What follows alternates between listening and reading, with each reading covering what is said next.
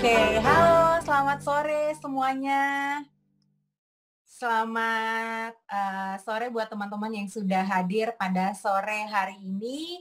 Salam sejahtera untuk kita semua dan selamat datang di acara webinar persembahan dari Signa Indonesia dan YouFit, di mana hari ini kita akan membahas, mengupas tuntas mengenai intermittent fasting ya. Jadi hari ini kita banyak ngobrol mengenai intermittent fasting tanpa pusing ya, nggak pakai pusing karena memang yang namanya puasa, ya nggak tahu ya, kayaknya memang puasa sering bikin pusing gitu ya, karena mungkin ada nutrisi-nutrisi yang biasanya kita konsumsi, sekarang kita berpuasa jadinya ya mungkin ada efek-efeknya lah, dampaknya ke tubuh kita. Tapi kenapa ya, kok tiba-tiba nih bisa dibilang beberapa bulan terakhir kok yang namanya intermittent fasting itu kok tiba-tiba ngetren lagi?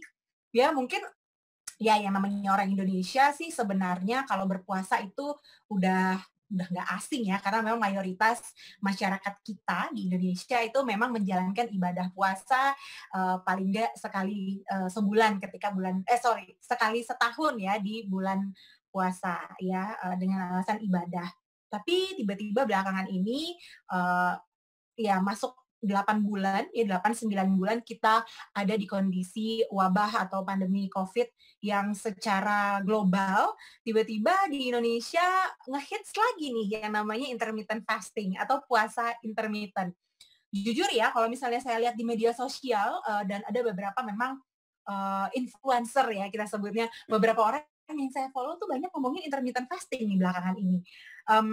Apakah memang itu untuk weight loss atau memang ada tujuan-tujuan lain, ya mungkin setiap orang punya tujuan yang berbeda-beda. Tapi, saya dan teman-teman sekalian pasti setuju ya, sepakat kalau kita bilang memang di, era pandemi global seperti ini, memang yang namanya kesehatan itu tiba-tiba kok jadi jauh lebih penting. Memang penting dari dulu, tapi ketika kita dihadapkan dengan pandemi global di mana seluruh dunia terdampak, kayaknya yang namanya kesehatan itu tiba-tiba jadi, fokus utama orang-orang. Makanya kita jadi nggak heran kan ngelihat kok teman-teman kita yang dulunya nggak olahraga, sekarang tiba-tiba rajin olahraga.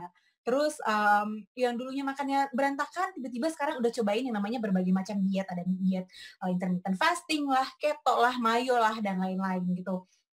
Memang kita pasti setuju yang namanya kesehatan itu sangat penting, baik itu mulai dari olahraga, nutrisi yang kita asup ke tubuh kita, tujuannya apa? Pasti ya nggak lain adalah untuk menjaga supaya imun tubuh kita bisa tetap mantap, ya bisa tetap, prima di masa-masa seperti ini. Jadi kita bisa jauh-jauh tuh sama yang namanya penyakit. Kalaupun memang, ada virus-virus atau bakteri-bakteri jahat yang mampir ke kita, tapi karena imun tubuh kita kuat, ya bye-bye, kita tetap sehat apapun yang terjadi. Nah, hari ini kita akan mengupas tuntas lebih, banyak mengenai intermittent fasting. Makanya hari ini kita, judul acaranya, webinar kita hari ini, intermittent fasting nggak pakai pusing. Hari ini teman-teman boleh langsung bertanya dengan nutritionist, YouFit yang sudah hadir bersama kita hari ini. Nanti boleh langsung bertanya mengenai apapun itu yang berhubungan dengan intermittent fasting. Jadi teman-teman nggak cuma berpanduan dengan testimonial orang-orang, karena mungkin di orang-orang bisa sukses dan cocok, tapi di orang lain mungkin ya belum tentu gitu ya, dan ada plus minus pastinya. Oke, langsung aja kita panggil narasumber kita hari ini. Ya, kita langsung panggil Mbak Putri Aisyafa, SGZRD, seorang nutritionist yang lulus dari Universitas Brawijaya Indonesia. Mbak Putri Aisyafa ini nama akrabnya dipanggilnya Mbak Aisyah, dan Mbak Aisyah adalah seorang, registered dietitian yang memang berkecimpung di dunia nutrisi. Jadi mau itu ngomongin konsultasi mengenai nutrisi atau nutrisi klinis atau, diet-dietan, apapun itu. Pokoknya kalau ngobrolin mengenai nutrisi yang masuk ke tubuh kita, tanya langsung sama Mbak. Halo Mbak Nuri, selamat sore. Topik kita hari ini tentang intermittent fasting, Mbak. Tadi seperti yang aku Mhm. bilang di media sosial kok tiba-tiba jadi ngehits lagi ya yang namanya intermittent fasting ini, kenapa, Mbak? Sebenarnya banyak alasannya sih Mbak Nuri, mungkin salah satunya adalah intermittent fasting dinilai yang paling mudah sebenarnya dietnya. Jadi orang bisa menentukan. Nanti aku akan menjelaskan di materi aku kenapa intermittent fasting itu diincar banyak orang. Intinya adalah kita kan yang menentukan waktu makan kita sendiri, terus habis itu hanya dibuka jendela makannya beberapa jam aja. Dan juga mungkin orang-orang juga mulai berpikir bahwa di rumah aja nih membuat berat badan kok cenderung semakin lama semakin naik gitu. Akhirnya selain meningkatkan imunitas, mereka terpikirkan, oke, kayaknya saya harus menjalani sebuah diet nih. Diet tuh kan banyak banget dan mungkin pilihannya jatuh ke intermittent fasting. Bisa juga tadi aku dengar Mbak Nuri bilang ada salah satu influencer yang Mbak Nuri follow, dia intermittent fasting gitu ya. Nah kan namanya influencer pasti kan menginfluence orang-orang yang nge-follow dia untuk menjalani itu gitu. Jadi mungkin itu juga menjadi salah satu alasan kenapa ada banyak orang yang ikut-ikut menjalani intermittent fasting gitu. Oke, tadi Mbak Aisyah bilang di rumah aja terus jadi bermasalah dengan weight-nya atau berat badannya. Berarti memang ngetren lagi itu berarti bisa dibilang belakangan ini bisa jadi ngetren itu gara-gara orang melakukannya tujuannya buat weight loss ya Mbak ya? Benar banget Mbak Nuri. Jadi Oh. yang kebanyakan orang paham itu yang namanya diet, apapun bentuknya ya, mau diet mayo, diet keto, diet OCD-nya Deddy Corbuzier misalnya, atau diet-diet lainnya, mereka tuh fokusnya menurunkan berat badan. Padahal diet itu tidak hanya sekedar menurunkan berat badan, tapi ada pengertian lebihnya lagi selain dari menurunkan berat badan, bahwa semua orang itu berhak menjalani diet. Jadi mau yang orang nggak mau nurunin berat badan, dia udah kurus misal badannya kecil kok dia diet gitu. Nah sebenarnya diet itu pengertiannya apa nanti akan aku jelaskan dalam materi. Cuma memang secara awam orang mengerti bahwa aku mau diet berarti sama dengan mau mengurangi makan supaya dia berat badannya turun kayak gitu. Dan aku yakin Mbak Aisyah juga sudah mempersiapkan materi untuk hari ini mengenai intermittent fasting dengan pembahasan yang lebih mendalam. Oke, jadi sekarang aku serahkan dulu ke Mbak Aisyah. Jadi di sini seperti yang teman-teman ketahui, yang kita bahas di sini adalah intermittent fasting. Aku akan menjelaskan apa itu sebenarnya intermittent fasting dan apa kaitannya dengan kesehatan. Khususnya tadi Mbak Nuri juga udah sempat menyinggung sedikit terkait dengan kesehatan di tengah pandemi. Emang bisa ya kita menjalani diet tapi tetap sehat di tengah pandemi gitu. Ini agenda kita hari ini, jadi akan ada pengertian intermittent fasting, ada intermittent fasting dan physical health atau kesehatan fisik, dan ada intermittent fasting dan mental health atau kesehatan mental. Jadi di sini mungkin beberapa teman-teman di sini akan berpikir, Mbak Aisyah nih bisa-bisaan nyambung-nyambungin ke kesehatan fisik sama mental.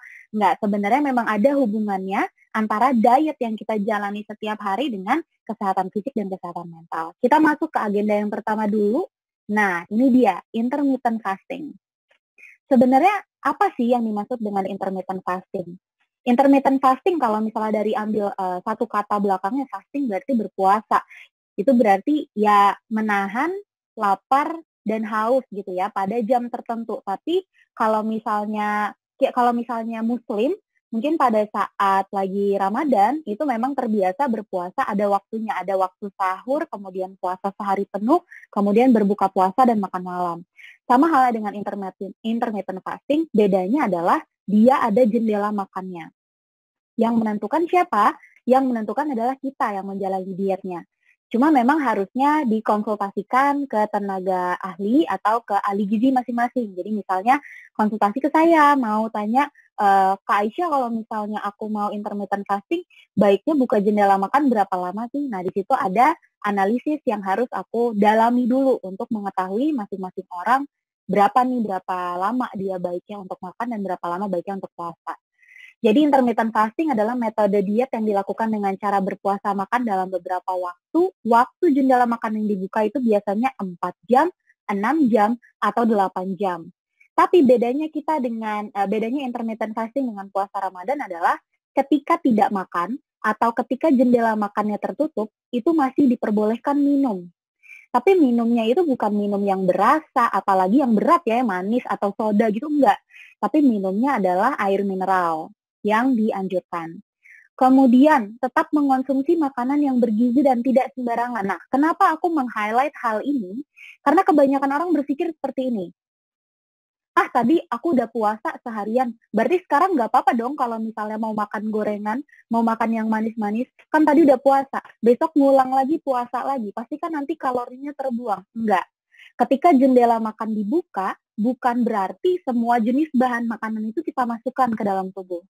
Tapi dipilah lagi, apalagi di tengah pandemi. Mau nggak mau kita harus memilih bahan makanan yang bisa memang meningkatkan imunitas kita, seperti sayur dan buah. Cuma memang banyaknya orang yang gagal di intermittent fasting adalah dia makan sembarangan. Gitu. Nanti aku akan jelaskan lebih lanjut. Nah, ini ada frequently asked question terkait dengan intermittent fasting. Banyakan orang nih nanya nih, sebenarnya intermittent fastingnya gimana sih? Baiknya melakukannya gimana? Ini ada pertanyaan pertama yang diajukan, apakah intermittent fasting cocok untuk semua orang? Jawabannya adalah tidak. Tidak hanya intermittent fasting ya teman-teman. Jadi jenis diet lainnya pun belum tentu cocok untuk semua orang. Contoh, misalnya saya cocok intermittent fasting, tapi Mbak Nuri nggak cocok. Mbak Nuri misalnya cocoknya diet mayo misalnya. Itu karena metabolisme tubuh kita berbeda-beda. Nggak usah saya sama Mbak Nuri. Saya dengan adik kandung saya aja metabolisme tubuhnya berbeda. Jadi pasti apa yang bisa saya asup belum tentu bisa diasup sama adik saya. Jadi sebenarnya agak trial and error ya untuk menjalani diet itu. Coba satu nggak cocok, ternyata masalah dengan lambung. Coba lagi dengan diet yang lainnya. Ternyata nggak cocok dengan diet yang B karena bikin lemes. Coba lagi diet yang lainnya. Sampai benar-benar menemukan formulasi diet yang cocok untuk tubuh kita. Jadi belum tentu cocok untuk semua orang. Bagaimana cara taunya? Ya dicoba dulu. Tapi sebelum mencoba, dalami dulu ilmunya intermittent fasting. Jangan cuma tahu, oh tutup jendela makan, buka jendela makan 4 jam atau 6 jam atau 8 jam, selesai. Enggak. Tapi ada banyak teori di baliknya yang harus kita pahami supaya malah jadinya bukan bumerang. Pengennya kita diet supaya sehat, ini malah jatuhnya nanti sakit gitu. Kemudian pertanyaan yang kedua, apakah kesalahan yang paling sering dilakukan seorang yang melaksanakan intermittent fasting? Salah satunya yang tadi sudah aku sebutkan adalah mengonsumsi makanan yang sembarangan pada saat jendela makannya dibuka.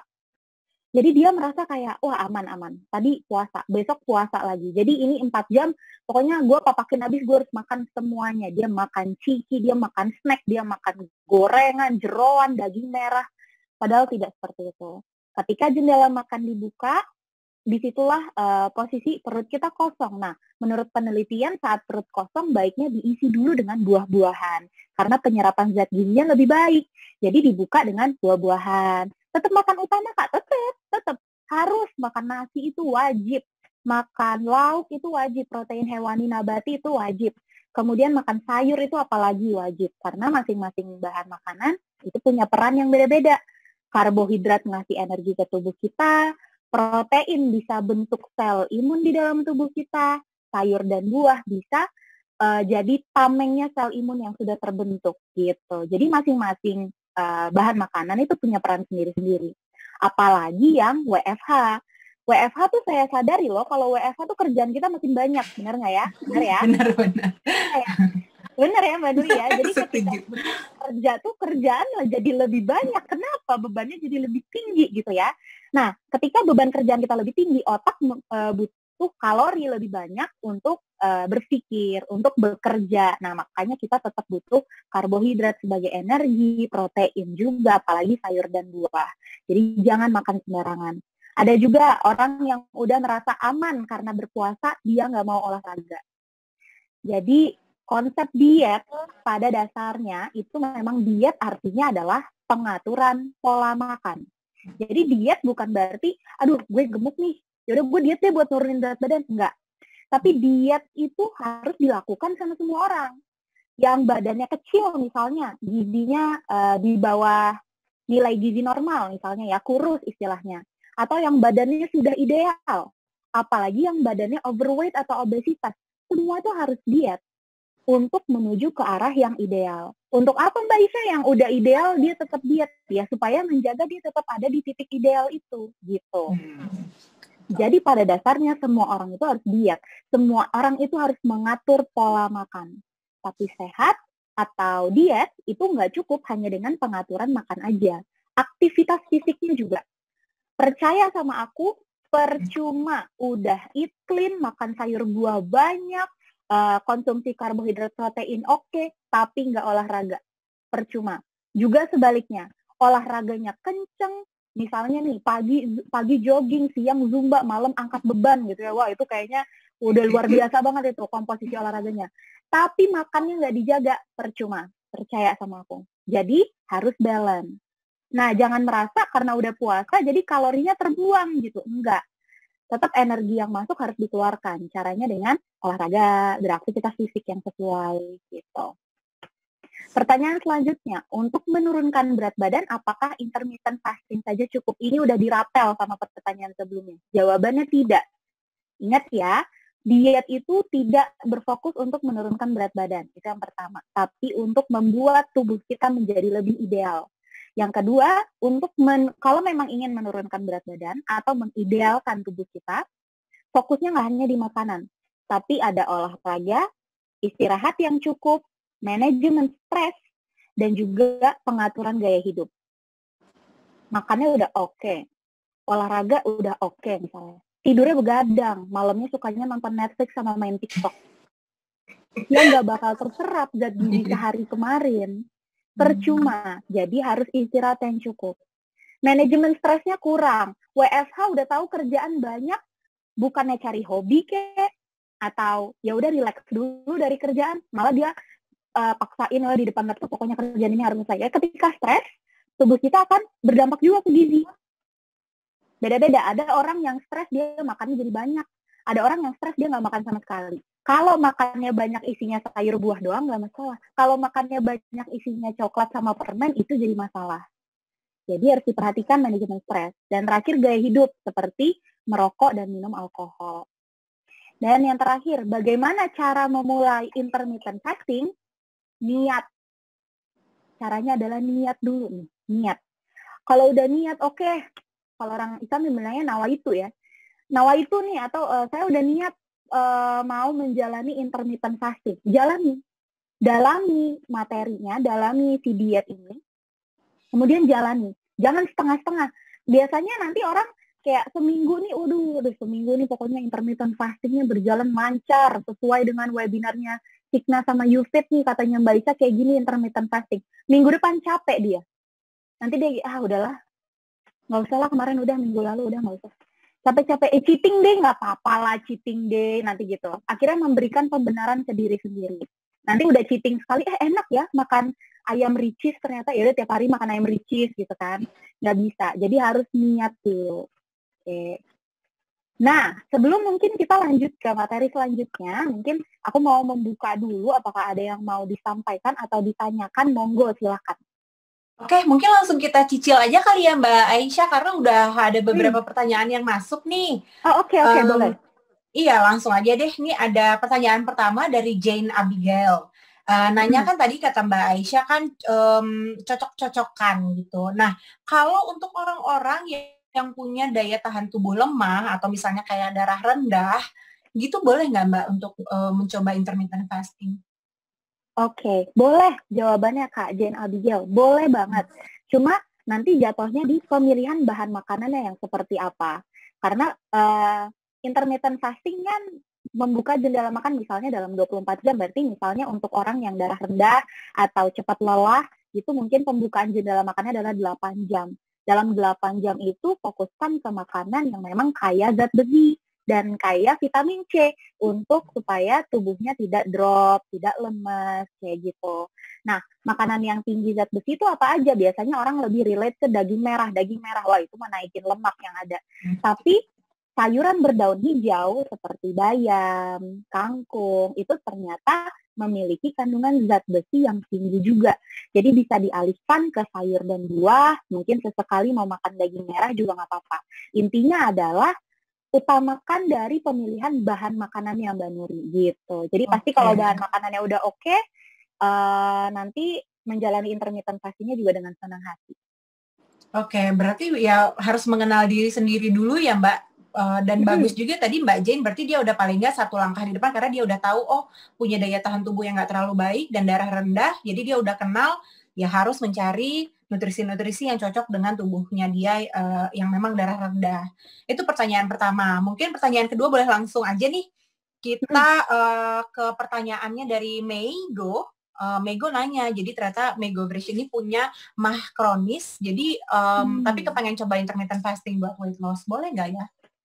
Oke, Kak Mego, makasih pertanyaannya. Jadi, yang harus diketahui untuk orang yang memiliki masalah lambung, ada loh ternyata makanan-makanan yang membuat masalah lambung kita itu menjadi lebih parah, yaitu makanan yang berlemak khususnya, yang dia mengandung kolesterol tinggi, daging merah, gorengan, kuning telur, kurang sayur buah, itu tuh memperparah kondisi lambung kita yang sudah sakit ya, atau dia meradang gitu. Jadi, intermittent fasting boleh, tapi yang tadi balik lagi berarti jendela makan yang dibuka adalah 8 jam dan konsumsi makannya itu sesuai waktunya. Jadi tidak ada yang di-skip dalam 8 jam tuh ya, tapi bukan berarti 8 jam, 8 jam, 8 jamnya makan terus itu enggak ya. Pada teorinya adalah lambung kita kosong tiap 3 jam.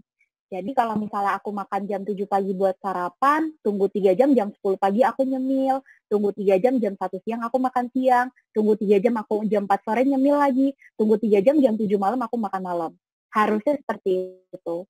Tapi kalau misalnya akhirnya intermittent fasting, ambillah jendela makan yang paling besar, yaitu 8 jam misalnya, atau mau dibikin 10 jam juga boleh, tapi diatur jadwal makannya. Jadi mungkin makan pertama misalnya jam 7 pagi, selang 2 jam, nanti jam 9. Pokoknya dihitung, dibuka jendela makan hanya 8 jam. Balik lagi, jangan lupa pemilihan bahan makanannya tidak boleh yang memperberat kondisi lambung gitu.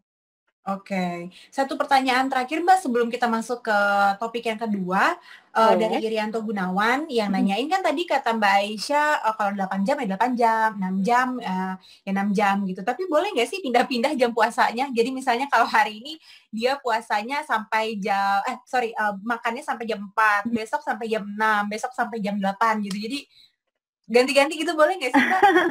Kalau bisa itu memang digantinya nanti. Jadi kayak mungkin level ya. Jadi ada beginner, advanced, expert gitu ya mungkin ya. Jadi kalau tidak ada masalah kesehatan bisa dari mulai 8 jam, 6 jam jadi 4 jam. Jadi nanti setelah selang sebulan, oke, kayaknya kita naikin ke level advance. Jadi cuma 6 jam aja makannya. Oke, kita naikin ke level expert setelah 3 bulan. Jadi cuma 4 jam aja makannya.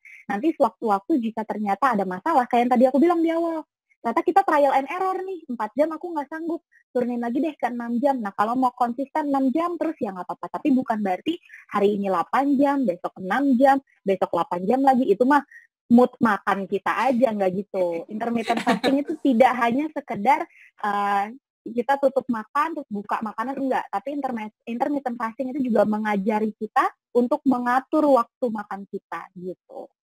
Iya, ngajarin disiplin juga berarti ya Mbak ya. Okay. Biar nggak kayak, aduh lapar nih, nyemil keripik singkong misalnya. Terus habis itu gini, aduh kayak pengen yang manis-manis deh, pesen boba. Nanti kayak gitu terus siklusnya. Habis yang asin mau yang manis, habis manis mau yang asin, habis asin mau yang manis gitu terus. Nah itu yang mau kita hindari gitu. Oke, ini makin ramai yang nanyain. Mungkin Mbak Aisyah boleh lanjut dulu aja. Kita mendalami intermittent fasting-nya. Boleh. Nah, terima kasih ya Mbak Nuri tadi dan teman-teman juga kakak-kakak yang udah bertanya teman-teman Signa dan Yusif. Nah, lanjut ke agenda yang kedua adalah intermittent fasting dan physical health. Apa sebenarnya hubungannya? Sebelum kita masuk ke situ, yang teman-teman harus tahu dulu adalah apa sih yang dimaksud dengan sehat. Kadang orang kan cuma bisa bilang, ya kok gue sehat, ya kok gue baik-baik aja, tapi tanpa tahu apa itu sehat. Sehat adalah kondisi di mana organ tubuh bekerja secara baik karena tidak ada gangguan apapun, baik dari bakteri jahat, virus, jamur, ataupun yang lainnya. Jadi organ tubuh kita bekerja secara maksimal. Itu adalah kita sehat. Sangat penting untuk mengonsumsi makanan yang tepat, seperti semua jenis bahan makanan, mulai dari karbohidrat, protein, sayur, dan buahnya, seperti yang tadi aku katakan. Kenapa intermittent fasting tetap harus konsumsi semua bahan makanan? Ya karena masing-masing dari bahan makanan itu menyumbangkan fungsi yang berbeda-beda untuk tubuh kita. Yang karbo untuk energi, protein membentuk sel, kemudian sayur buah vitaminnya itu bisa melindungi sel yang terbentuk gitu kan. Jadi masing-masing tuh dia kerja sama. Kalau salah satunya ada yang kita buang, tubuh kita akan sulit menjadi sehat. Karena itu tadi, harusnya dia kerja sama, ini kerjanya individu. Nilai dapat bareng-bareng, jadi nggak dapat bareng-bareng gitu. Nah, kemudian Dijelaskan lagi di sini, setiap bahan makanan mengandung fungsi yang berbeda-beda untuk membantu meningkatkan imunitas tubuh. Karena kita membicarakan terkait dengan physical health, terutama di tengah pandemi seperti ini, jadi memang meskipun intermittent fasting atau diet-diet yang lainnya, itu tetap harus mengonsumsi semua bahan makanan. Ya. Nah, yang selanjutnya, ini juga tadi sekilas sudah aku jelaskan. Selain makanan yang berperan penting dalam menjaga kesehatan, ada olahraga, istirahat yang cukup, stress management, dan gaya hidup yang baik. Olahraga itu menurut Kemenkes seharusnya dalam seminggu itu 150 menit. Jadi bisa dibagi ya, semisal seminggu olahraganya 5 kali, 5 hari gitu, Senin sampai Jumat. Berarti setiap kali olahraga adalah 30 menit. Kalau misalnya seminggu olahraganya hanya 3 hari, misalnya Senin, Selasa, Rabu, ya berarti setiap kali olahraga 50 menit. Itu adalah anjuran dari Kementerian Kesehatan. Atau 75 menit dalam seminggu. Ini yang bagaimana? Kok beda, Kak? 150 menit itu adalah untuk intensitas olahraga yang ringan ke sedang. Contoh, berjalan kaki, jogging, bersepeda, zumba, itu ringan ke sedang. Tapi kalau olahraganya udah masuk ke muscle building, seperti angkat beban atau yang lebih berat lagi, itu memang sebaiknya lebih diturunkan durasinya, yaitu 75 menit per minggu. Istirahat yang cukup. Di sini aku bisa menjelaskan juga untuk masing-masing usia orang, itu jumlah tidur kita pada malam hari berbeda-beda. Nanti aku akan jelaskan. Stress management juga dan gaya hidup yang baik juga. Nah, bagaimana caranya meningkatkan imunitas dengan intermittent fasting? Sekali lagi, aku mau mengingatkan di sini, diet sama dengan mengatur pola makan. Diet dengan intermittent fasting artinya mengatur waktu makan yang tepat dalam satu hari. Bersyukur loh orang-orang yang bisa intermittent fasting itu berarti dia pinter cara ngatur waktu makannya. Ketika jendela makannya dibuka, oke, jam segini gue makan, jam segini udah tutup dulu. Jam segini makan lagi, jam segini tutup dulu. Nah, nanti ketika orangnya tidak mengatur jam makannya, tubuhnya protes. Oi, kemarin kok udah benar ngatur waktunya, kok sekarang enggak gitu. Nah, nanti balik lagi ke fase yang awal. Jangan lupa diet bukan berarti tidak makan dan hanya untuk menurunkan berat badan aja. Enggak, diet itu tetap makan. Mau intermittent fasting, mau vegetarian, flexitarian, mau Mediterranean, diet keto, diet mayo, OCD, apalagi banyak banget ya. Ada vegan, semua tuh tetap makan. Cuma dipilih bahan makanannya. Mungkin kalau diet keto kayak karbohidrat dia tetap konsumsi, tapi cuma 5% dari total 100% makanan yang dia asup. Lebih ke lemak. Tapi lemaknya juga ada aturannya, bukan berarti makanan yang berlemak, diet keto ini diet paling menyenangkan, berarti makannya gorengan, makan daging merah, makan jeroan, makan enggak gitu. Lemaknya pun tetap diatur lemak baik seperti dari ikan, alpukat, biji-bijian, kacang-kacangan, dan lain sebagainya. Sama intermittent fasting juga kayak gitu.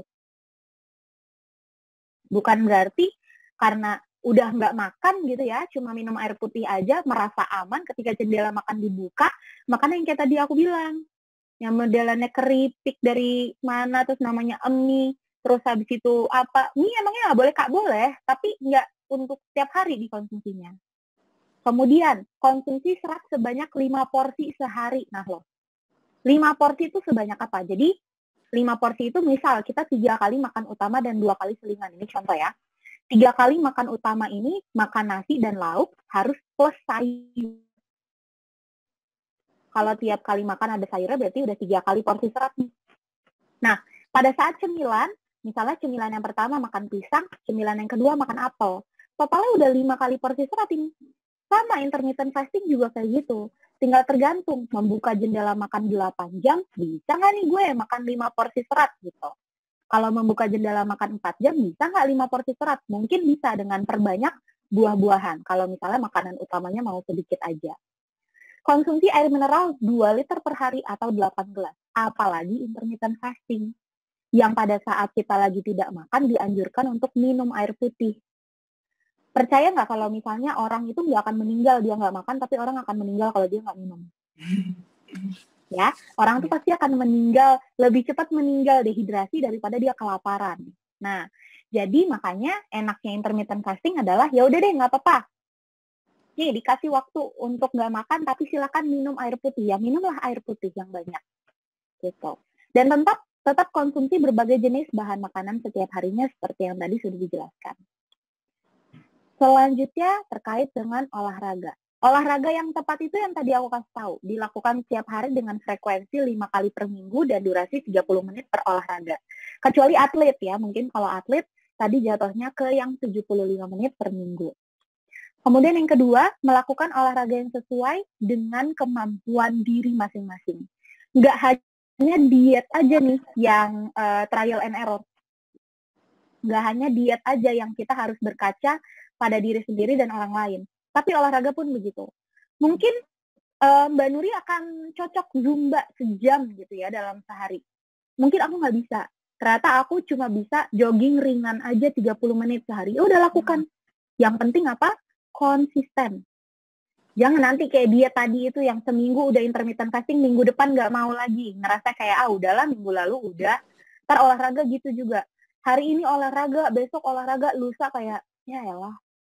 Capek nih badannya pegel-pegel, nggak usah lah olahraga. Misalnya kayak gitu. Jadi harus konsisten. Supaya mendapatkan manfaat yang maksimal. Metabolisme tubuh lancar, pencernaan lancar, bahagia. Olahraga tuh bikin bahagia loh. Kayak bikin hormon di dalam tubuh kita tuh, hormon happiness, hormon bahagia di dalam tubuh kita itu melonjak-lonjak karena kita olahraga. Gitu. Maka dianjurkan untuk berolahraga. Kemudian jenis olahraga di tengah pandemi, ini balik lagi ya, karena kita masih di tengah pandemi, sebaiknya yang tidak membutuhkan kita berada di tengah kerumunan. Main basket, sepak bola, atau apa ya, pokoknya yang kita ada di tengah-tengah kerumunan. Atau CFD ya, Car Free Day, itu kan masih dibuka, meskipun itu bersepeda, ada jarak antara satu pesepeda dengan pesepeda lainnya, tapi lebih baik dihindari. Kalau mau bersepeda sendiri aja. Nah, ini ada frequently asked question tentang olahraga. Yang pertama, di tengah pandemi seperti ini, apakah boleh menggunakan masker saat berolahraga? Jawabannya adalah tergantung. Tergantung olahraganya apa. Kalau misalnya hanya sekedar jalan kaki dengan intensitas yang ringan berarti ya, jalan kaki, nggak bikin engap, nggak bikin ngos-ngosan banget gitu, itu boleh silakan pakai masker. Tapi kalau intensitas olahraganya cukup tinggi seperti jogging, berlari cepat, bersepeda yang benar-benar intens, itu kalau bisa tidak menggunakan masker. Makanya biar aman, olahraga di rumah aja lah. Ya, takut soalnya ketemu orang banyak, ngeri. Yang kedua, apakah disarankan untuk konsumsi makanan sebelum berolahraga? Nah, kalau misalnya jatuhnya seperti intermittent fasting, ini agak sedikit info juga. Kadang ada beberapa responden aku yang ketika dia menjalani intermittent fasting, itu dia tahu kapan dia paling lapar. Biasanya kalau pagi dia bilang ke aku, biasanya Mbak Isya aku pagi nggak pernah lapar, jadi aku nggak pengen makan. Jadi aku buka jendela makannya nanti aja deh, dari sore ke malam, soalnya aku suka lembur juga kerjanya gitu. Jadi kalau pagi ya dia nggak makan dulu, dia langsung olahraga. Tapi kalau misalnya ada orang-orang yang intermittent fastingnya dijalaninya dari pagi, makan dulu nggak nih? Kalau misalnya mau makan yang berat gitu ya, itu selingin waktu 2 jam sebelum olahraga. Berarti kalau mau olahraga pagi, makannya mungkin jam 6 pagi gitu. Atau kalau cuma hanya sekedar makan pisang untuk udahlah sebagai boosting energi aja, yaitu selingi 30 menit sampai 1 jam aja nggak apa-apa gitu. Dan yang terakhir, apakah setelah olahraga diperbolehkan makan berat? Boleh. Makan berat itu kan definisinya nasi ya. Boleh makan nasi, nggak apa-apa. Tapi bukan berarti, gila ini kalori gue 1000 kalori abis olahraga udah terbakar. Kayaknya sekarang gue makan 2 porsi nasi pakai 2 porsi ayam. Nggak gitu caranya. Makan berat itu tetap harus diatur. Harus ada nasinya, lauknya, jangan lupa sayur, dan buahnya juga jangan lupa dikonsumsi. Tidur, nah ini dia. Di sini aku dapat dari salah satu platform medical juga, how sleep changes with age. Jadi usia kita berapa, ya segitu banyaklah kita harus tidur. Di sini aku menyetarakan semuanya sama, kita sama-sama dewasa, tidur di malam hari sebelum jam 12 malam selama 7-8 jam. supaya untuk memperbaiki kerja tubuh. Penyerapan zat gizi di 1 hari sebelumnya itu juga bisa maksimal. Kalau tubuh udah memerintah tidur, tidur, udah. Ini tangan jangan megang HP, pegang remote TV. Waktunya tidur, tidur. Biar besok pagi bangunnya segar, bisa olahraga dulu sebelum memulai hari, gitu ya. Nah, oke, ternyata pembahasan antara intermittent fasting dan physical health sudah selesai. Jadi intinya adalah sangat dekat kaitannya diet yang kita jalani dalam case ini adalah intermittent fasting dengan kesehatan fisik. Balik lagi, tapi tergantung di bahan makanan yang kita pilih apa. Dan penyerta-penyerta lainnya nih, kita olahraga atau enggak, tidurnya cukup atau enggak. Karena ya kalau nggak dilakuin, ya kita nggak akan bisa sehat fisiknya gitu. Mungkin ada yang mau ditanyakan atau dibahas, boleh? Banyak banget Mbak yang udah nanya. Gak apa-apa, aku pilihin beberapa ya. Jadi yang paling relevan dan mungkin bisa berguna buat teman-teman lainnya. Jadi pertanyaannya yang mirip-mirip gitu ya. Dari Mbak Eva nih ada nanyain, boleh nggak sih kalau aku udah menjalankan intermittent fasting, tapi ketika makan aku nggak makan nasi lagi, jadi lebih makannya ke sayur atau daging. Mungkin dengan begini berharap weight loss-nya bisa lebih drastis gitu Mbak Aisyah, boleh nggak?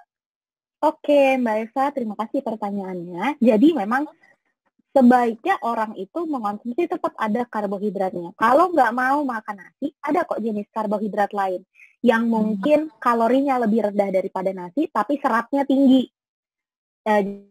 Kita cepat kenyang gitu ya, seperti ubi, singkong, kentang, terus ada pasta juga, tapi pasta tidak dianjurkan. Lebih baik ya ubi, singkong, kentang gitu. Nah, tapi kalau misalnya sudah terbiasa tidak mengonsumsi karbohidrat, ya sudah, nggak apa-apa.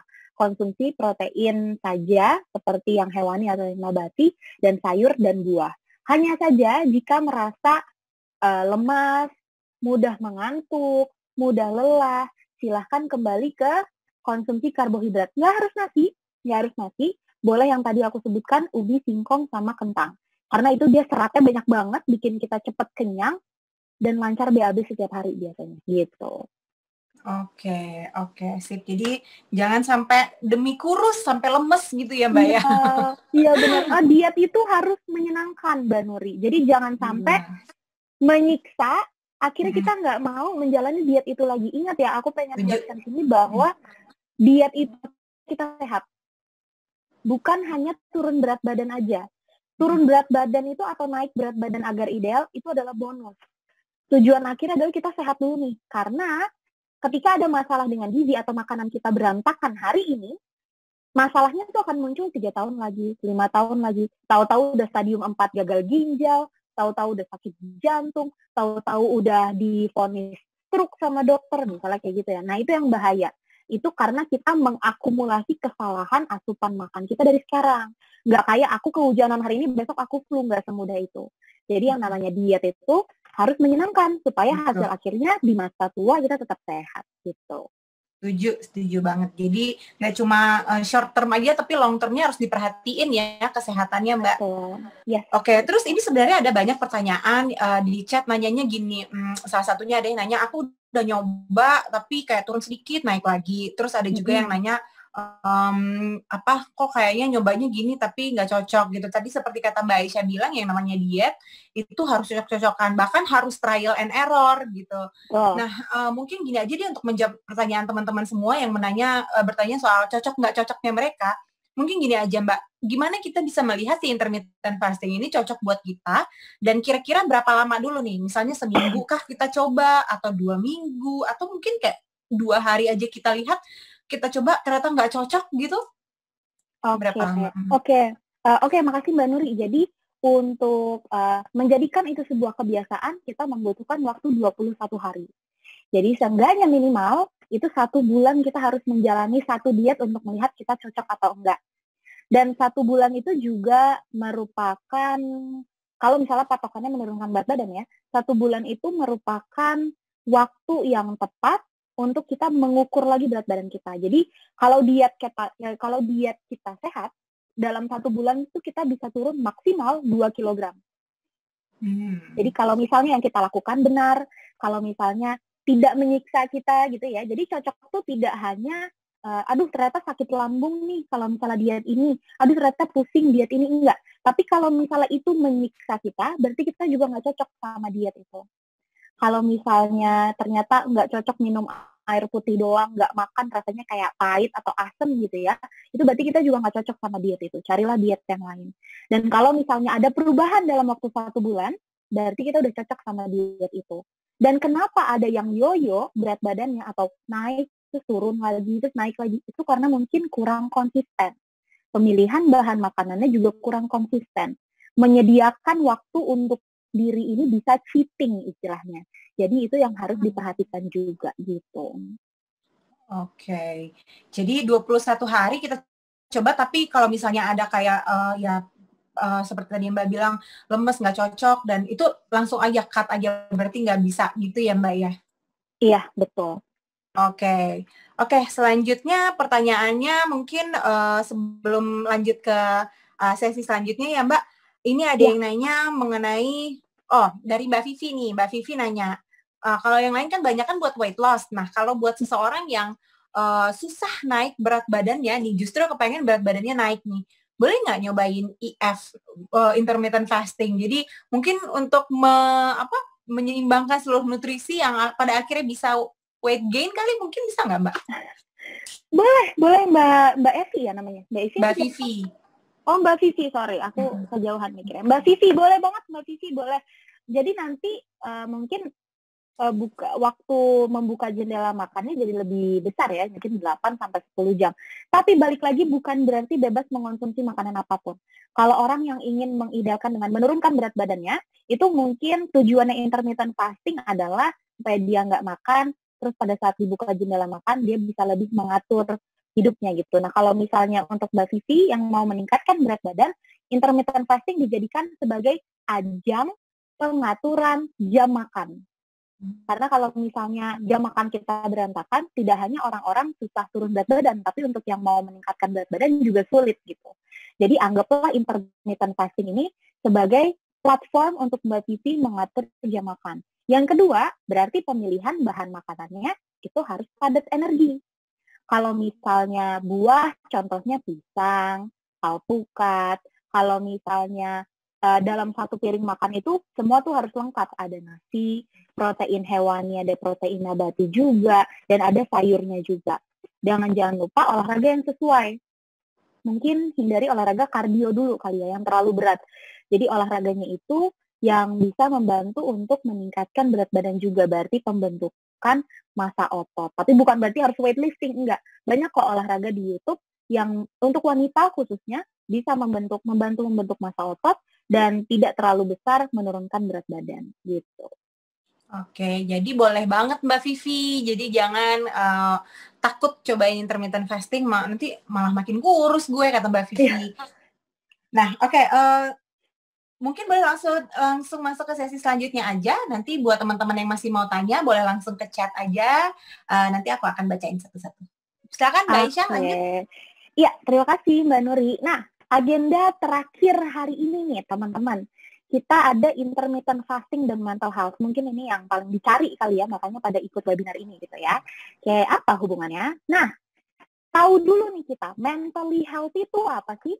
Aku udah cari, ternyata menurut World Health Organization atau Organisasi Kesehatan Dunia, kesehatan mental adalah keadaan sejahtera di mana individu menyadari kemampuannya sendiri, dapat mengatasi tekanan hidup yang normal, dapat bekerja secara produktif dan bermanfaat, serta mampu memberikan kontribusi pada komunitasnya. Jadi mentally healthy atau kita sehat secara mental itu adalah ketika kita memang bisa produktif dan fokus dalam segala bentuk pekerjaan kita, dalam kontribusi kita ke lingkungan kita, semuanya itu seimbang atau balance.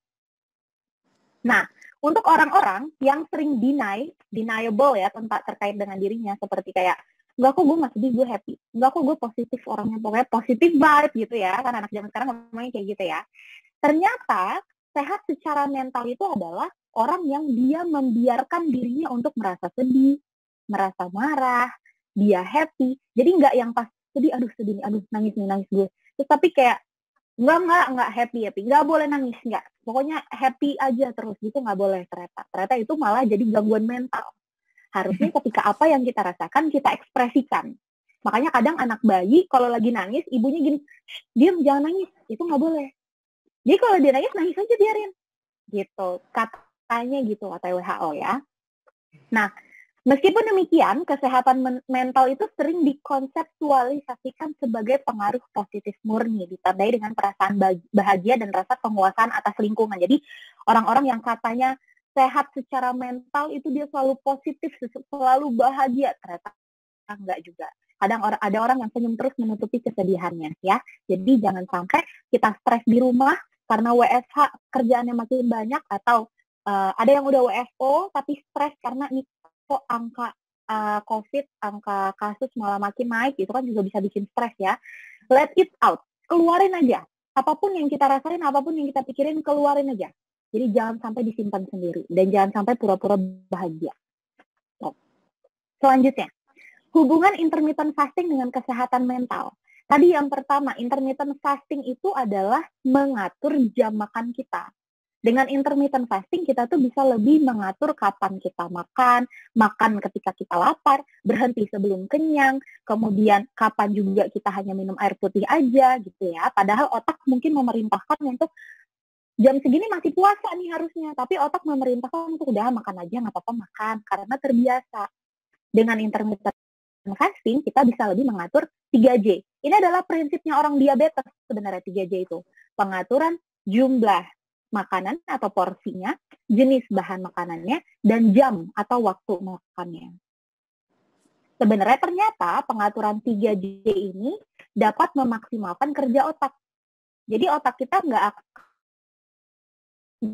sinkron sama lambung. Ketika lambungnya nggak pengen makan, tapi otak lapar mata, bikin kayak, duh itu kayaknya enak deh, cobain deh makan aja. Padahal lambungnya udah nggak sanggup dia mengasup makanan, gitu. Jadi harus diatur, 3J bisa diatur dengan intermittent fasting tadi.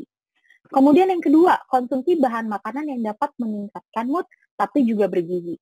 Setelah pelajaran hari ini diketahui bahwa intermittent fasting itu juga membantu supaya pada saat ketika kita membuka jendela makan, itu kita tidak makan sembarangan. Karena ya kalau kita makan sembarangan, udah puasa 24 jam pun ya nggak akan berhasil dietnya.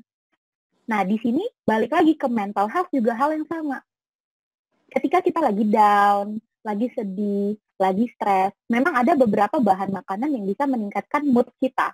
Orang mungkin akan identik dengan coklat. Coklat betul, tapi aku akan lebih merekomendasikan dark chocolate atau coklat hitam. Pokoknya yang pahit gitu ya. Karena dia antioksidannya lebih tinggi, susunya kurang atau tidak ada sama sekali, lemaknya rendah. Jadi baik juga untuk orang yang intermittent fasting. Terus habis itu ada juga ubi, singkong, itu ternyata bisa mempengaruhi ke mood kita juga. Ikan salmon, atau yang lokal deh, yang lokal mengandung omega 3 tinggi, ikan kembung. Ikan kembung itu juga ternyata bagus untuk mood kita. Sayur-sayuran, buah-buahan. Nah, biasanya orang, kalau dia lagi diet, dalam tanda kutip ya, padahal kan semua orang harusnya diet. Tapi kalau misalnya ada pasien aku, A namanya. Si A ini, ketika aku bilang, kakak kan lagi diet, masa sih mau makan makanan yang tinggi lemak kayak coklat yang manis, permen, pasti dia nggak mau. Dia pasti mau makan yang menurut dia sehat aja karena dia lagi diet. Nah, kadang stigma-stigma yang seperti itu yang suka ahli gizi tumbuhkan ke respondennya, ke pasiennya. Ayo, lo lagi diet, masa lo mau sia-siain diet lo selama ini? Ayo, akhirnya, oh ya lagi intermittent fasting. Oh ya selama ini udah belajar kayak gini, berarti ketika stres jangan makan yang sembarangan. Makannya yang benar, yang bisa meningkatkan mood, tapi juga tidak meningkatkan berat badan. Gitu. Dan yang terakhir, anjuran konsumsi air mineral. Nah, intermittent fasting tadi, ketika kita nggak makan, kita harus minum air putih. Pasti ketika ada, perutnya keroncongan nih, kayak minum air putih aja deh. Nah, ketika kita banyak minum air mineral, itu baik untuk otak. Itu bisa lebih merelaksasikan tubuh, karena otak pun juga begitu. Akhirnya rasa stres kita cenderung akan lebih turun. Tapi kalau kita nggak ikut intermittent fasting misalnya, ya minum biasa adanya aja lah. Ya kalau makan ya minum.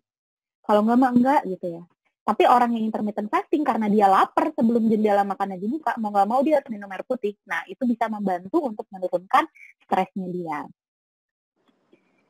Ini adalah mengatasi burnout dengan tepat. Jadi, WHO sudah menyatakan bahwa burnout ini pada orang-orang yang working from home, yang kerja di rumah, itu menjadi salah satu masalah kesehatan dunia diklaimnya sekarang. Ini menjadi salah satu masalah kesehatan. Jadi jangan main-main ya, jangan kayak, aduh ya udahlah cuma stres kerja doang. Oh enggak, ternyata ini WHO sudah mengklaim sebagai salah satu masalah kesehatan dunia. Jadi atas burnout caranya dengan bagaimana? Yang pertama, konsumsi bahan makanan yang tepat, yang dapat meningkatkan mood, tapi juga bergizi. Yang tadi aku katakan.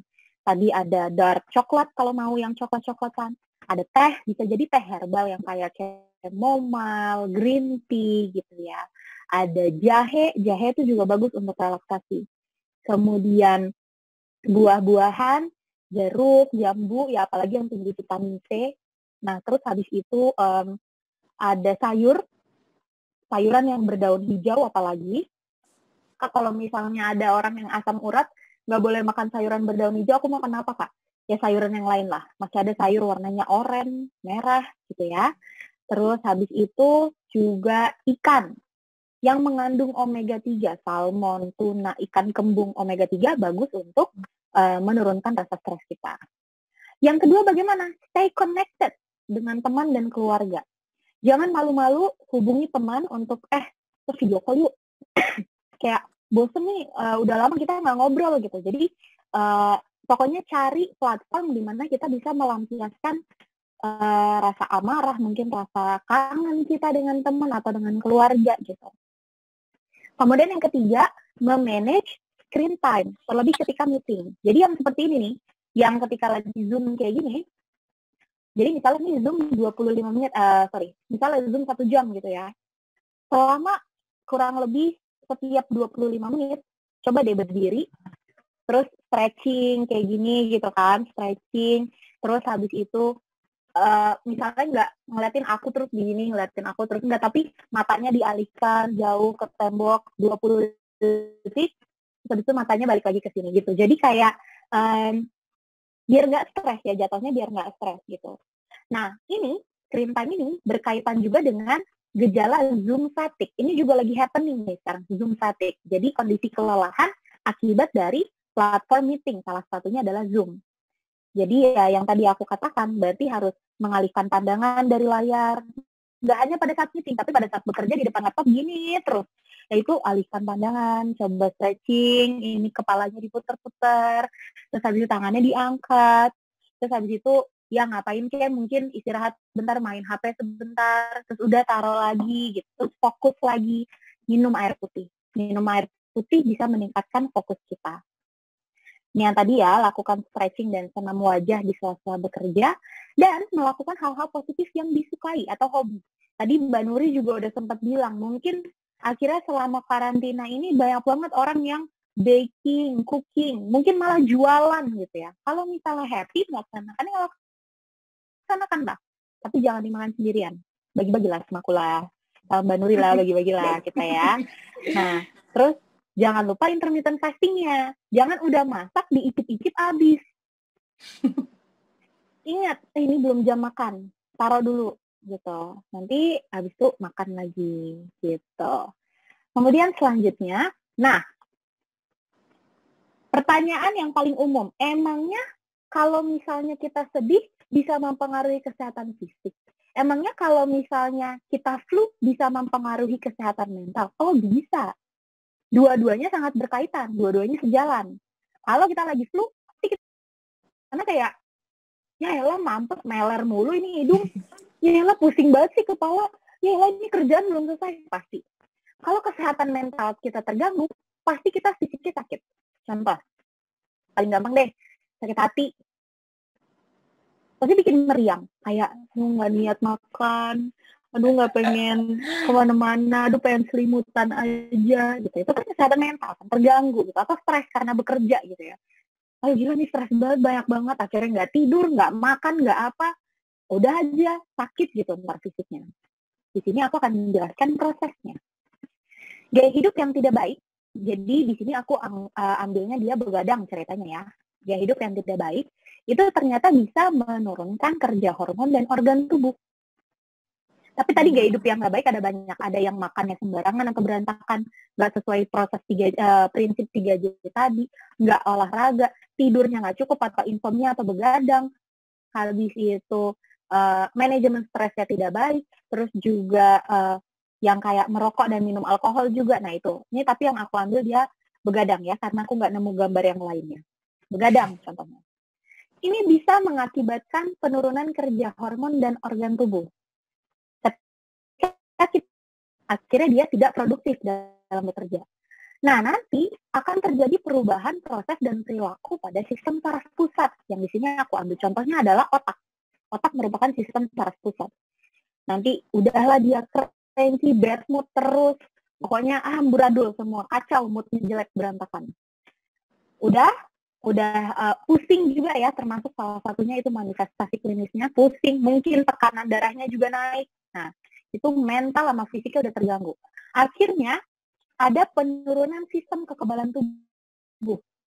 Imunitas yang lagi kuat-kuatnya menghadang virus tiba-tiba jadinya harus lemah nih, karena dia energinya terpakai untuk marah-marah, bukan terpakai untuk melindungi diri dari virus. Nah, karena adanya penurunan sistem kekebalan tubuh itu kesulitan mengatasi infeksi. Kesulitanlah dia untuk menghadang si virus-virus ini. Makanya muncullah penyakit infeksi atau kronis, bisa akut atau kronis. Jadi ya udah aja ntar yang sakit, ya ada aja badan yang begini, ada aja nanti batuk, pilek, atau yang lebih parah misalnya gitu. Jadi kesehatan fisik dan mental itu sangat berhubungan. Nah, gak usah lihat yang di sisi kanan dulu, ini dikit ya, lihat yang di kiri dulu. Di sini ada isi piringku. Isi piringku ini adalah yang dianjurkan oleh Kementerian Kesehatan untuk masyarakat Indonesia mengkonsumsi. Jadi nanti beda negara, beda lagi ini begini ya. Karena Kemenkes itu kita kan kalau dulu tahunnya 4 sehat 5 sempurna. Nah, 4 sehat 5 sempurna itu sudah dimodifikasi ke 10 pesan gizi seimbang, dituangkan dalam isi piringku ini. Jadi gini, orang Indonesia cerita begini, saya belum makan, kalau belum makan nasi dok, katanya gitu ke dokter. Nah, kelihatan kan, akhirnya prevalensi kematian di Indonesia paling tinggi karena apa? Penyakit jantung dan stroke. Apakah karena nasi? Bukan. Nah, lauknya kebanyakan. Banyak makan nasi, lauknya juga banyak. Nasinya 2 centong segunung, lauknya ada ayam 1, telur dadar 1, tempe goreng 1, pakai sambal digoreng. Jadilah dia kena penyakit jantung, jadilah dia kena penyakit stroke, dan lain sebagainya, dan lain sebagainya. Akhirnya sama pemerintah digini, ya udah, nggak apa-apa kalau mau makan nasi.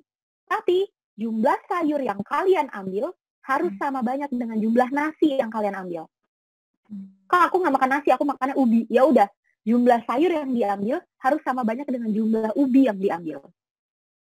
Misal ambil nasinya segunung, ya sayurnya juga harus segunung gitu.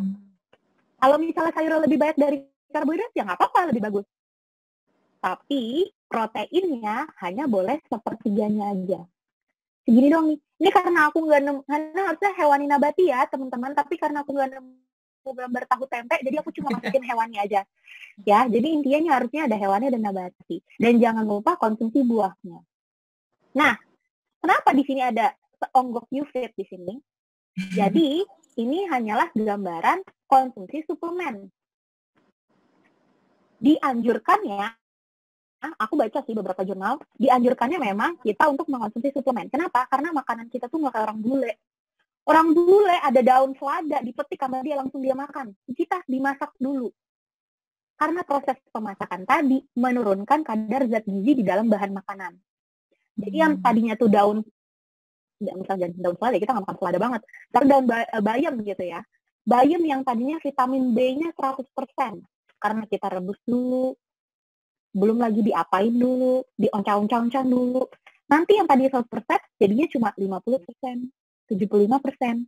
Sisanya untuk memenuhi si zat gizi yang kurang dari mana? Ya konsumsilah yang bervariasi bahan makanannya. Jadi ya untuk memenuhi vitamin B jangan cuma makan bayam, tapi makan daun singkong, makan kangkung, makan buah juga, plus suplemen untuk memenuhi zat gizi yang kurang. Ingat, suplemen bukan obat. suplemen tidak dikonsumsi pada saat kita sudah sakit, salah. Suplemen dikonsumsi pada saat kita sehat, supaya tetap sehat. Obat dikonsumsi pada saat kita sudah tumbang, supaya kita sehat dulu. Nanti kalau udah sehat, baru konsumsi suplemen. Gitu. Nah, ini terakhir, tips and trick intermittent fasting. Yang pertama, tentukan jendela makan. Tahu dulu nih kondisi kesehatan, mungkin tadi kayak Kak Jane Abigail ya, udah tahu ada kondisi darah rendah, terus kayak yang kakak selanjutnya juga bilang ada kondisi asam lambung, ada GERD gitu ya, harus gimana. Tentukan dulu jendela makannya, kalau ragu silakan konsultasikan ke ahli gizi Anda. Kemudian yang kedua, variasikan bahan makanan setiap harinya. Jangan mentang-mentang suka wortel tiap hari makannya sop, terus udahlah Kak yang mendingan sayur. Enggak, tapi variasikan. Karena ada vitamin nih, wortel nih punya vitamin A. Nah, gampangnya, wortel nih punya vitamin A. Dia vitamin D ya, ada sih, tapi nggak banyak. Nah, untuk mendapatkan vitamin D, kita makannya bayam. Ya berarti harus makan semuanya. Karena kita tidak hanya butuh satu jenis vitamin. Kita butuh semua. A, B, kompleks, C, D, E, dan ada 16 mineral yang harus kita penuhi juga. Kemudian komitmen untuk tidak mengonsumsi bahan makanan yang sembarangan. Ini susah banget. Pasti orang-orang susah di sini. Tapi ketika kita sudah niat dan komitmen untuk konsisten melakukannya, jalani. Biar jadinya nanti berat badannya nggak yoyo, naik turun.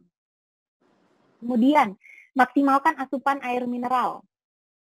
Dan mengikuti anjuran 10 pesan gizi seimbang oleh Kementerian Kesehatan. Kalau teman-teman mau, bisa googling, ada banyak banget di Google, 10 pesan gizi seimbang itu apa aja. Dan yang terakhir, konsumsi suplemen sebagai tambahan zat gizi, jika dibutuhkan. Oke.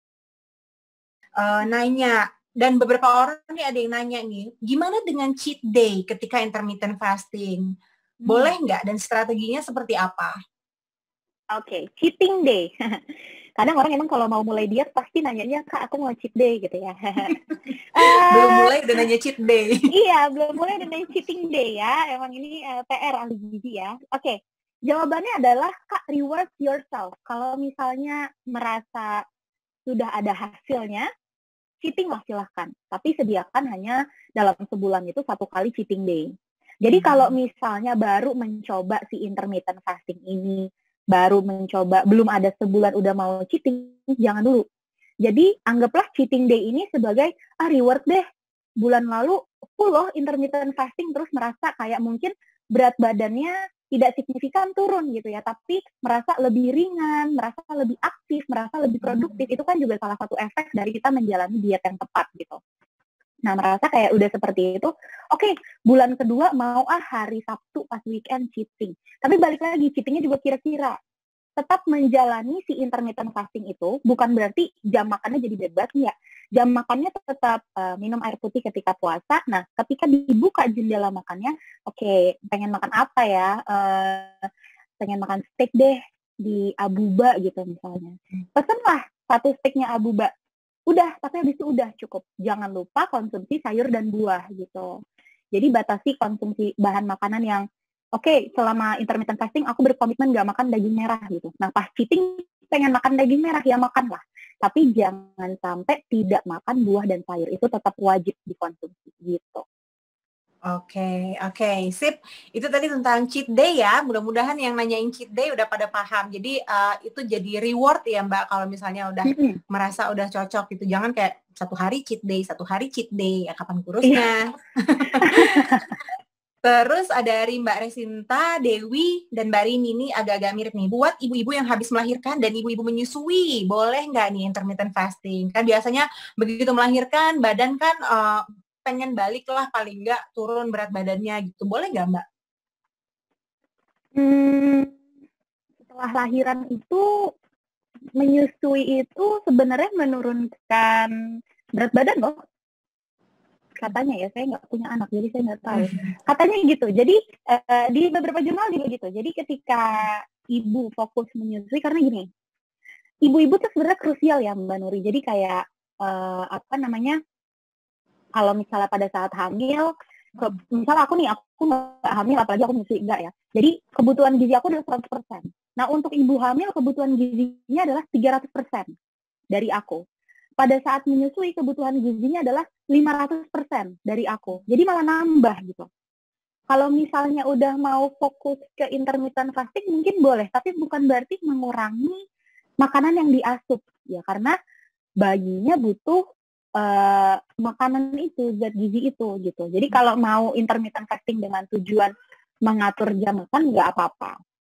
Terus juga pokoknya fokus jadi untuk bunda-bunda di luar sana yang lagi semangat menurunkan berat badan, kalau memang lagi menyusui bersyukurlah, karena pembakaran kalori ketika kita memberikan ASI kepada anak itu lebih tinggi. Tapi kalau makanannya benar, kalau makannya nggak benar dan stres, ASI nggak keluar, berat badan nggak turun, gitu. Jadi diperhatikan. Tapi kalau udah ibu-ibu aktif yang anaknya udah gede-gede gitu ya, mau intermittent fasting ya nggak apa-apa. Berarti ya tidak ada pantangan lagi gitu istilahnya gitu. Oke, itu tadi buat ibu-ibu semangat menurunkan berat badan biar tetap sehat, tetap lincah ya sampai kemudian hari. Terus ada yang nanya, Mbak Citra Mulia nanyain, tadi kan kita ngebahas juga nih Mbak tentang olahraga. Nah, olahraga ketika intermittent fasting itu ketika jam buka, ketika jam makan maksudnya, atau ketika window pas lagi puasa itu idealnya? Nah, tadi yang seperti aku jelaskan, berbeda orang berbeda juga respon puasanya. Jadi kadang ada orang yang merasa, aku pagi mau olahraga 2 jam pun aku nggak lapar nih Mbak Aisyah. Jadi aku laparnya tuh baru sore ke malam. Jadi mendingan aku pagi puasa aja, malam aku baru makan misalnya gitu. Atau ada orang yang kalau pagi aku nggak makan, aku nggak fokus kerja. Jadi aku lemas, gampang ngantuk. Jadi maunya harusnya pagi aku makan. Jadi pagi aku makan gitu ya. Bedanya dengan OCD Deddy Corbuzier, ya, dia menghilangkan sarapan. Jadi sarapan itu nggak ada. Kalau intermittent fasting masih fleksibel. Mau dilakukan kapan yang dirasa kayaknya enakan makan tuh pas siang ke malam deh ya. Kayaknya enakan makan tuh pagi ke sore deh ya, atau pagi ke siang. Nah, olahraganya kapan? Olahraga itu baiknya dianjurkannya pagi hari sebelum kita mulai aktivitas. Karena ketika kita olahraga pagi hari, itu bikin tubuh kita jadi lebih segar, kita lebih happy, kerja jadinya juga lebih happy. Urusan makan atau enggak sebelum olahraganya tergantung kalian puasanya di jam berapa gitu. Balik tanyain lagi ke tubuhnya, kira-kira sanggup nggak kalau misalnya nggak makan dulu nih sebelum olahraga dan baru makan nanti jam 12 siang misalnya gitu. Oke, dan tubuh kita tuh sebenarnya pinter ya Mbak ya, jadi kalau misalnya dia nggak cocok, dia teriak gitu. Iya benar. Oke, mungkin ini pertanyaan selanjutnya nih mengenai usia. Ada yang nanya Mbak Ulis, nanya kalau untuk anak-anak boleh nggak kita terapkan pola ini? Mungkin lebih ke anak-anak kenapa ya? Mungkin supaya lebih disiplin kali ya, nggak tahu. Nah ini ada Nadia yang nanya, justru kalau buat yang lebih tua, 60 tahun ke atas, boleh nggak Mbak? Oke. Kalau misalnya anak-anak, aku tidak menganjurkan juga. Sebenarnya sejujurnya aku belum pernah baca jurnal yang memperbolehkan untuk anak-anak itu diet dalam artian misalnya hanya dengan intermittent fasting misalnya, padahal ini dietnya gampang gitu ya. Tapi aku tidak menganjurkan sih. Lebih baik dia diet balance diet atau diet seimbang. Jadi dalam sehari dia tetap ada waktu makannya, tapi di selang-selang jam makannya. Jadi kayak yang tadi aku bilang, tiap 3 jam dia makan, tiap 3 jam dia makan. Itu juga bisa membantu untuk mengatur nafsu makannya, membantu untuk mengatur ketika sudah dewasa supaya nggak kebanyakan craving. Nah, untuk orang tua, kalau mau intermittent fasting, itu boleh, tapi kembali lagi dilihat ke kondisi kesehatannya. Kalau misalnya ada masalah medis atau sudah harus mengonsumsi obat-obatan atau medikasi tertentu yang ada jam makannya, misalkan biasanya obat harus setelah makan gitu ya. Nah ini harusnya obat dikonsumsi pagi, siang, malam. Tapi karena dia puasa misalnya dari siang ke malam, makannya cuma dari pagi siang, ya berarti jangan. Berarti disesuaikan aja seperti makan biasanya gitu. Oke. Ini ada Mbak Irma yang nanyain semua buah kan tadi Mbak Aisyah bilang beberapa kali pokoknya paling penting sayur buah gitu ya. Semuanya boleh nggak Mbak? Atau ada larangan pantangan ketika intermittent fasting ya beberapa buah tertentu mending jangan deh gitu. Boleh buah apa aja boleh. Sebut buah apa aja aku akan bilang iya, tapi jumlahnya. Jadi kayak buah itu kan memang mengandung gula ya, dia mengandung fruktosa di dalamnya. Jadi memang ada beberapa buah yang cenderung bisa membantu meningkatkan gula darah dan juga berat badan karena dia terlalu manis. Jadi kalau bisa setiap hari itu divariasikan. Jadi makannya nggak cuma buah itu aja, pisang, terus pepaya, terus. Jadi mungkin diselingi dengan semangka, melon, mau durian juga boleh, tapi maksimal 4 biji kecil, bukan 4 buah ya. Kirain 4 buah, Mbak. Kesenangan nanti yang ada kalau 4 buah. 4 biji. Nanti kalau kebanyakan tekanan darahnya naik, bukan kolesterol tapi tekanan darahnya naik ya. Jadi hati-hati, 4 biji maksimal ya. Itu boleh pokoknya, divariasikan aja. Pokoknya makan itu jangan berlebihan tapi nggak kurang juga. Jadi cukup. Penting cukup ya. Oke, sebelum kita menutup, aku mau sedikit summarize aja diskusi kita hari ini. Jadi sebenarnya apapun jenis dietnya, termasuk juga intermittent fasting, silakan dicoba. Kalau cocok, good ya. Entah itu untuk menjaga pola makan, seperti kata Mbak Aisyah, atau memang pengen, ya banyak orang memang melakukannya untuk tujuannya weight loss. Nggak apa-apa, yang penting pastikan semua makanan yang masuk itu bernutrisi. Karena kaitannya erat nih dengan kesehatan fisik dan juga kesehatan mental. Tadi seperti yang sudah dijelaskan sama Mbak Aisyah, kalau aku dengerin sih, aku simak tadi sebenarnya tuh nggak ada makanan yang dilarang gitu. Maksudnya nggak boleh ini, nggak boleh itu. Boleh semuanya, yang penting nutrisi yang masuk ke dalam tubuh kita itu seimbang. Jadi walaupun window makannya tadi ada yang 8 jam, 6 jam, atau 4 jam, ketika dalam window makan itu bisa terpenuhi, ya tubuh sehat juga gitu ya. Bahkan tadi kata Mbak Aisyah, makan coklat aja boleh. Karena makan itu kan nggak cuma kesehatan fisik, tapi juga kesehatan mental ya Mbak ya. Coklat memang enak dan manis di mulut gitu, tapi ternyata juga bermanfaat untuk kesehatan mental. Jadi sehat itu secara keseluruhan, kata Mbak Aisyah, makanan, nutrisi, olahraga, kesehatan emosional kita, tidur yang cukup, manajemen stres, semuanya penting. Gak ada satu hal yang lebih penting dari yang lainnya. Ketika kita sudah komit untuk semua itu, ya mudah-mudahan kita bisa lebih sehat. Dengan lebih sehat itu mungkin artinya ada bagi seseorang, for some people menjadi lebih sehat mungkin dengan weight loss, ya that's good gitu ya. Mudah-mudahan kita semua hari ini yang bergabung di sini boleh semakin sehat. Sekali lagi terima kasih Mbak Aisyah buat pemaparannya hari ini. Kita senang sekali. Oke, terima kasih Mbak Aisyah dan terima kasih teman-teman semua. Salam sehat dan salam sejahtera untuk kita semua. Sampai jumpa di kesempatan selanjutnya bareng Signa dan juga Yufit. Salam sehat, bahagia, sejahtera bersama. Selamat sore, dadah. Dadah, selamat sore, terima kasih.